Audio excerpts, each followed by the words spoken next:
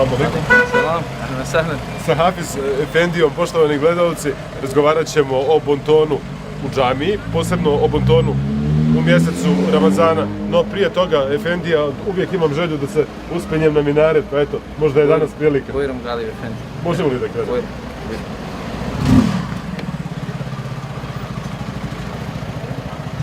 Zaista vrlo lijep osjećaj, prelijep kameni ambijent minareta Arab džamije i prelijep miris. Žao mi je što naši gledalci miris ne mogu u ovom trenutku da osjete. Evo, približavamo se samom vrhu i uskoro ćemo biti do Alema. Eto, moja želja se ispunila, nalazimo se na minaretu Arab džamije u Novom Pazaru i ovo je pravo mjesto sa kojeg možemo razgovarati o vrlo bitnoj temi kada govorimo o Ramazanu, a to je džamijski bonton. Uvaženi Efendija, dobrodošli u program Radio Televizije Novi Pazar. Bolje vas našli, Galib Efendi. Hvala vam na pozivu na ovako jedinstveno mjesto da progovorimo o nešto jako bitnoj temi.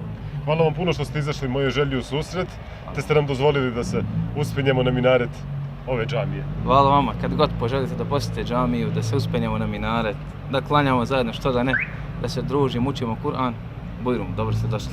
Zaista ovo je prelijep osjećaj, a i pogled je lijep i znamo svi da je ova džamija poznata po tome što često golub sleti na Alem i on izgleda kao i mi, uživa dok gleda Novi Pazar. Pa sigurno i sami vidite da s ove strane se vidi, tako reći, Carigradska džada ili današnja Prvomajska ulica.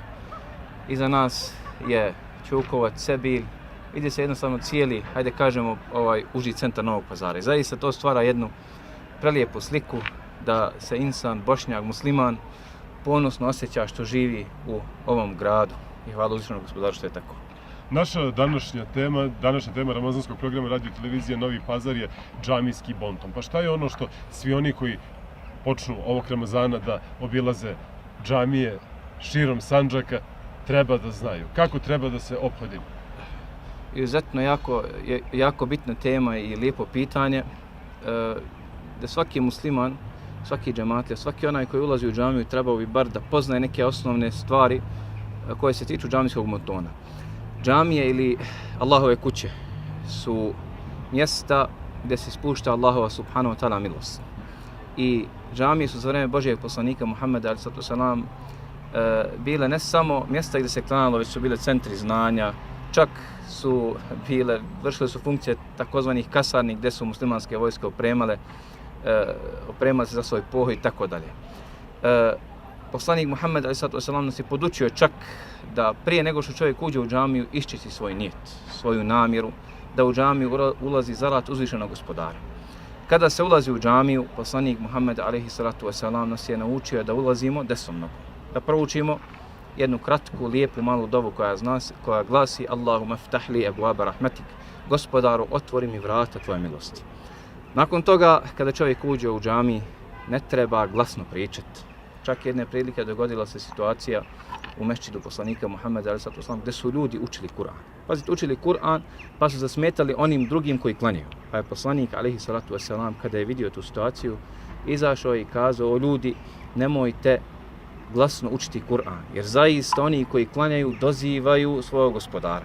Pazite, čak i kada je namaz u pitanju, čovjek treba da obrati pažnju da ne smeta drugim. A šta reći danas kada zaista možda velik broj naših džematlija sigurno ne zlonamerno, već onako iz zaborava, ne obraćaju pažnju o svojim mobilnim telefonima, pa onda smetaju drugima ili pričaju između sebe glasno ili razgovaraju o dunjalučkim temama. To je, hajde kažemo, nije pohvalno da se u džamiji priča o tim temama. Također, u džamiji čovjek treba doći namirisan, lijep, zato što Allah subhanahu wa ta'ala u Kur'anu kaže: ja ejuhalladina amanu hudu zinatakum inda kulli mesdžid. Ovi koji vjerujete, kada hoćete u džamiju, obucite se najlepše.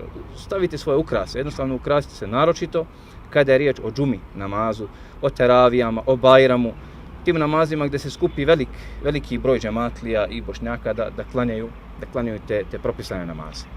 To su onako neke osnovne smjernice. Još i tu naravno bitnih stvari gdje čovjek u toku džamije ne treba samo neko klanjati nakon što preda selam izađe iz džamije, već treba ostati, zikriti, spominjati uzvišenog Gospodara, upoznati se sa drugim ljudima. Jer funkcija džamije jeste da zbližava srca, da zbližava srca muslimana, da se ljudi upoznaju, da prozbore koju, da jedni drugima olakšaju, to je, hajde kažemo, neka osnovna funkcija, osnovni bonton u džamijama.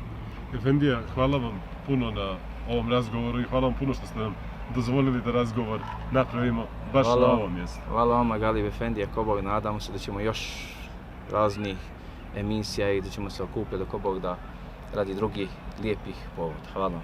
Salam nagrati.